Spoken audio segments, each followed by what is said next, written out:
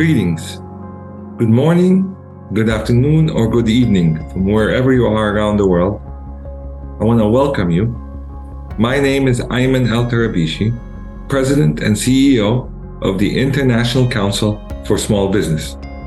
I am also Deputy Chair of the George Washington University Department of Management School of Business. I want to personally thank you for inviting me. It's a great honor and privilege to be part of the Korean Entrepreneurship Forum, an event organized by the Korean Entrepreneurship Foundation. I am also very honored and privileged to be talking with my colleagues and dear friends and brothers, right? Mayor of Jinju City, Mayor Gyu Il-jo. Also, a special thanks and gratitude to Kishan Kim, Chair of the ICSB Ford, and also to my dear friend and personal thank you to Ambassador Oh-jun for all his work and dedication throughout the years with ICSB and me personally. It is a great honor and privilege to be one of the great keynote speakers for this forum. I am sorry I am not there in person, but I have organized a video for you for my presentation on the origin of Korean entrepreneurship and the importance of values, human-centered entrepreneurship moving forward. I hope you enjoy the video and thank you very much again. Ladies and gentlemen, thank you for gathering here today as we embark on a journey through the compelling economic narrative of South Korea, a nation renowned for its vibrant and dynamic economy. In the ensuing moments, I will guide you through the spectacular transformation, innovation, and resilient economic growth that has defined South Korea over the past several decades. My focus today is not merely on the tangible aspects of Korean economic success, such as its monetary policies, productive labor force, or its prowess in international trade. Instead, I seek to explore the cultural and philosophical wellsprings that have quietly fueled this nation's remarkable ascent.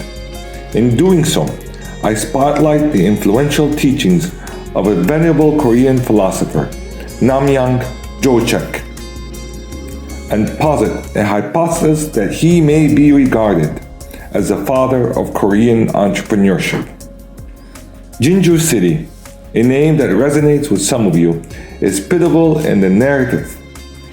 In this city, Jochek disseminated his most impactful teachings, and the first generation founders of Korean global titans such as Samsung, LG, Goldstar, and Hyungsung Corporation first sowed the seeds of what will become formidable enterprises on the world stage.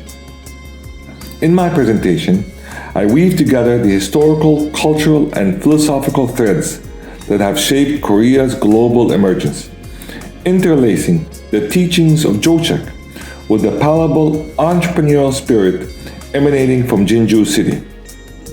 Let's explore together how the past philosophical doctrines have sculpted the present and future economic landscapes.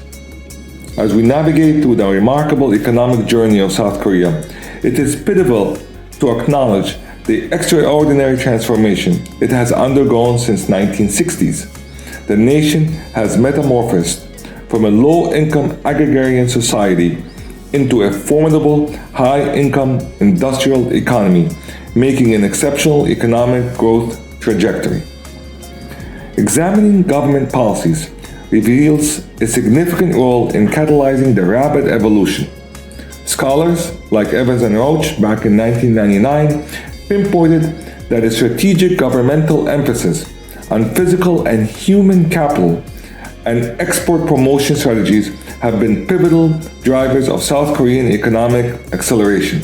Notably, the meticulous focus on technological research and development renders a competitive edge in the export market and cultivated a highly educated and skilled workforce.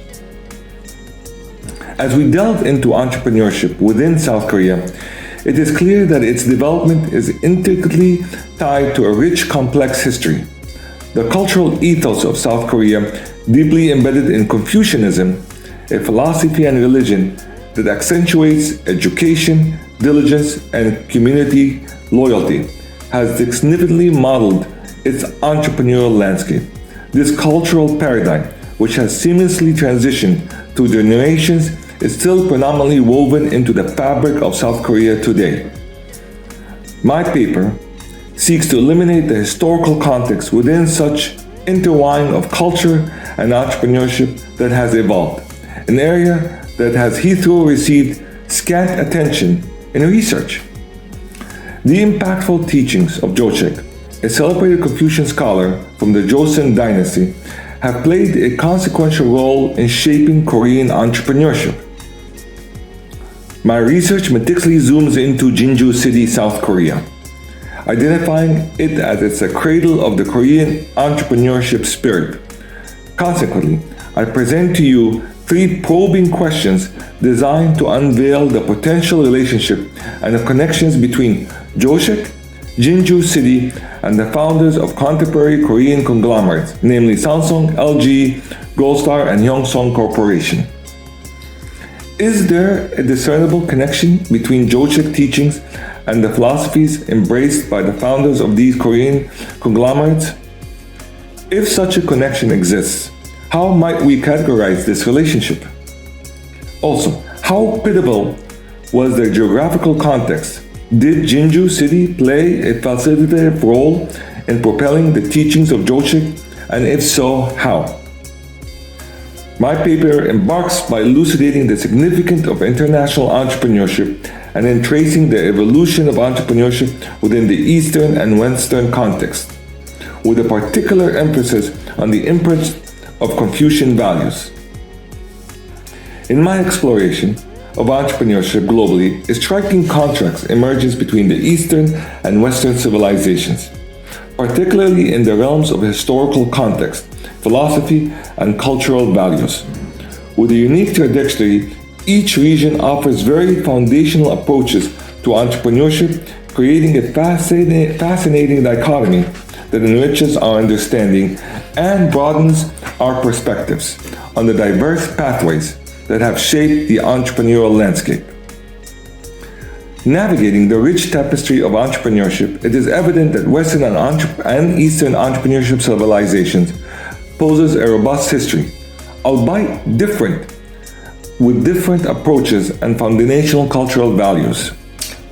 Let us journey back to the early epochs of Western civilization, which traces of entrepreneurship can be unearthed in the annals of ancient Egypt, Greece, and Rome, each fostering successful entrepreneurs whose stories have withstood the test of time. As we traverse through various pivotal historical periods, the evolution and development of entrepreneurship in the West unfolds. Contrasting, Eastern civilization too tells of a compelling tale of entrepreneurial development, deeply intertwined with its historical context. One cannot discuss Eastern trade and entrepreneurship without acknowledging the inevitable impact of the Silk Road, which not only bridged China with the world but also served as a vibrant trade conduit and an exhaustive hub for ideas and technologies. The philosophical and religious underpinnings of the East, particularly in South Korea, have sculpted its unique entrepreneurial landscape. Confucianism has profoundly permeated South Korean politics and economic practices, emphasizing ethical leadership, good governance, hard work, and the pursuit of wealth to elevate one's social stance. Historically, the government, often perceived as a paternalistic entity, has shouldered the responsibility of enhancing the welfare of its people and sustaining social order, ultimately steering South Korea toward becoming one of the world's most vibrant economies.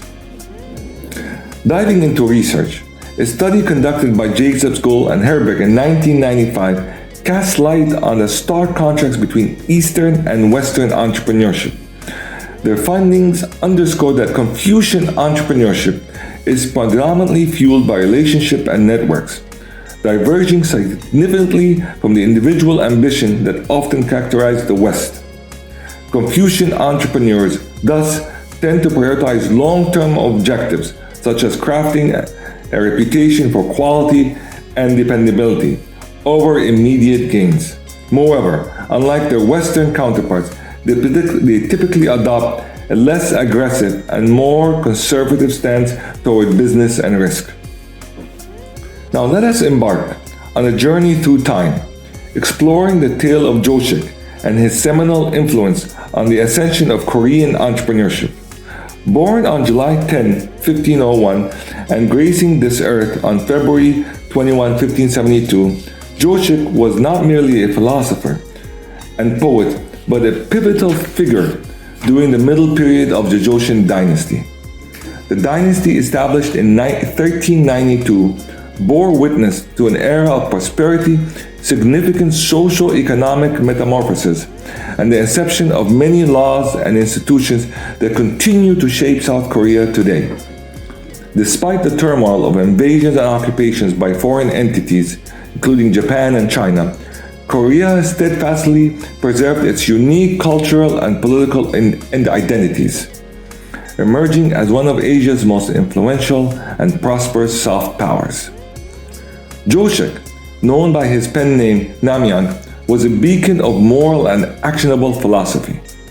His intellectual pursuit spanned astronomy, geography, painting, medicine, military science, fields designated as miscellaneous learning by Orthodox Confucians at his time. His ideology pivoted around practical application, believing that Master Zhu of Confucianism has already perfected such techniques under the Confucian philosophy or religion theories, and what remained was the implementation in daily life. It is intriguing to explore the divergent paths of Joshik and Yi Wang, another eminent philosopher, born in the same year, who were considered the era's most influential thinkers. Both were revered scholars in the Dong-in or Eastern wing of Sarim faction. Yet, their career trajectories and life paths notably diverged due to their distinct stance toward royal court involvement and political engagement. Joshik, embracing a more critical and vocal perspective against the monarch, especially when social justice and the people's welfare were at stake, contrasted starkly with Yi Wang, who adopted a less confrontational role and concentrated primarily on his teachings. Despite being remembered as a profoundly successful philosopher and educator who influenced numerous distinguished scholars, Joshik has been often overshadowed by Yi Wang, mainly due to political and royal affiliations and the historical incident of choosing successors to King Shangju at the dawn of the 17th century.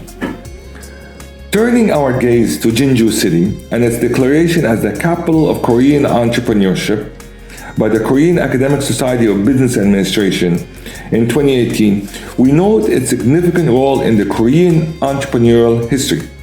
Jinju, where Joshik disseminated most of his teaching, is also the birthplace of several leading conglomerates, including Samsung, LG, Goldstar, and Hyosung Corporation. It has been a fertile ground for the germination of teachings that have been significantly influenced the framework of these conglomerates. My exploration plunges deeper into Jinju City historical significance, recounting tales of the Battle of Jinju during the Imjin War, the Japanese invasion of Korea in 1592, and the bravery of the Korea's militia soldiers. Many of are Joshik's disciples, linked to the conglomerates like Samsung, LG, whose roots can be traced back also to Jinju City, playing pivotal roles in the battles during the Imjin War in the 16th century. Korean historians attribute the survival of the Joseon region during the Japanese invasion of Korea in 1592 significantly to the activities of the righteous army in the Gyeongso-do. Remarkably, of the 70 righteous army commanders in the Gyeongso province, 45 were disciples of Joshik, as per the research of Hyo in 2023.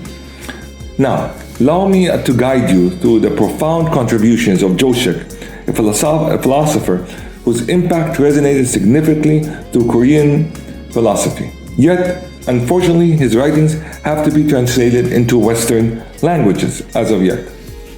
Joshik, a staunch advocate of the human-centered philosophy, or what he termed as human nature, pronounced that belief that all individuals inherently possess goodness and a natural prosperity toward righteousness. He posited that society and culture are pivotal in fostering and nurturing this intrinsic goodness. A philosopher and academic, Joshik saw his work as conduit to advance the objectives, emphasizing the imperative of education in promoting social justice and moral values.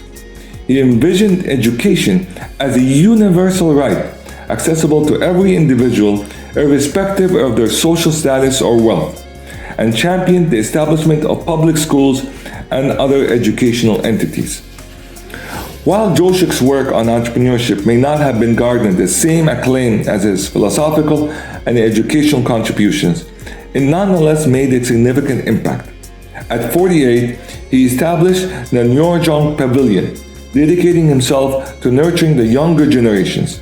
Later, at 60, he moved to Serchon Pavilion in Hamcheon, where he founded Nyoryang Sa.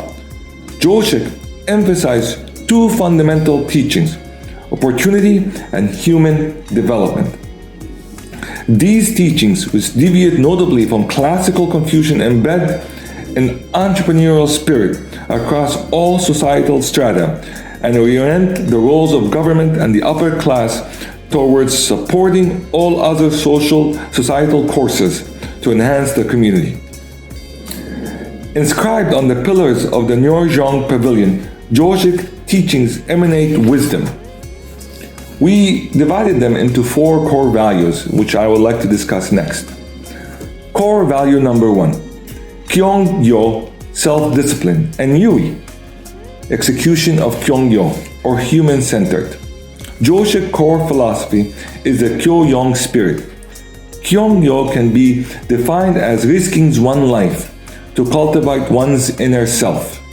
And Yu is the power, control, and execute the inner self in actions. Joshik ardently believed that Kyong-yong without Yui will yield no achievement, emphasizing that both are essential, such as the sun and the moon, coexisting harmoniously to enable people to make righteous and accurate life decisions. Moving to core value number 2, Yugag Amen, a spirit of concern for the country and the compassion for the people. Joshik cultivated a high level of empathy for people and recognized the importance of government support for their care and well-being. Joshik believed that people needed help from the government, and in return, the government needed to be supported by the people. His teaching hence conveyed a robust sense of patriotism and defined the core value as we mentioned before, Yugag Amen, which was pivotal in establishing the Jinju Militia Foundation and successfully defending against the Japanese invasion. Core value number 3, Sangso, representing activities that the establishment needs to improve. Although Joshik never worked for the government, he did perform what is called Sangso activities. What is meant by this is a set of actions that raise issues or concerns that the government or authority needs to correct. These government errors, faults, and absurdities may harm the people, and therefore need to be brought up for correction. Consequently, the action is not a critique of the government, but can be described as a display of love for the country and its people. It's presented a calculated, delicate, and even-handed perception of reality. A criticism of corrupt power and a plea for the monarch's self-discipline was at the heart of it. Core value number 4, Injayang Seong, or talent development, and it fundamentally places on practical academic-oriented teaching to students. Now, addressing this, in the Injong Yongson, or talent development to practical academic-oriented teachings, Joshik imparted his knowledge directly to his disciples. His pragmatic approach, contrasting with that of his scholar rival, Yiwan, taught his disciplines practical strategies and was more inclined toward Neo Confucianism. In essence, Joshik's teachings orbit the philosophy of opportunity and human development, encouraging individuals to diligently enhance their skills, patiently awaiting the opportune moment to display their talents and achieve their aspirations. He championed a human-centered approach termed Kyungyong-e spirit, deeming it vital for economic development and societal transformation. Joshik's entrepreneurial vision was deeply rooted in his belief in the power of human nature, affirming that every individual possessed the ability to create and innovate. This intrinsic creativity could be leveraged further. We identified these four values as important in moving forward. Navigating through the societal structure of the Joseon dynasty in Korea, we find that all these disciplines moved across all strata. The entrepreneurial spirit and innovation significantly propelled Korea's economy forward, establishing the groundwork for future economic growth and development. In conclusion, Joshik's contributions, particularly toward the dynamism of all societal strata, but in particular the Sangmen class, have been immense, enabling the class to advance in numerous industries despite their social status and constrained upward mobility. Joshik's teachings have propagated through the country. His core values lay the foundational ethos for personal conduct, family life, farming and agriculture, and business transactions, and guided interaction within the government in a patriotic manner. A notable example of this policy of Joshik's core values is their impact on forming the righteous army, as mentioned before, that defended against the Japanese invasion. Moreover, Joshik's influence permeated education systems, surprisingly uniting the founders of LG, Gold Star, Samsung, and Hyungsung under the same elementary school in Jinju City. Joshik's core values profoundly influenced this connection between Jinju and these South Korean conglomerates. In our research, I presented that the claim that Joshik can be attributed as the father of Korean entrepreneurship.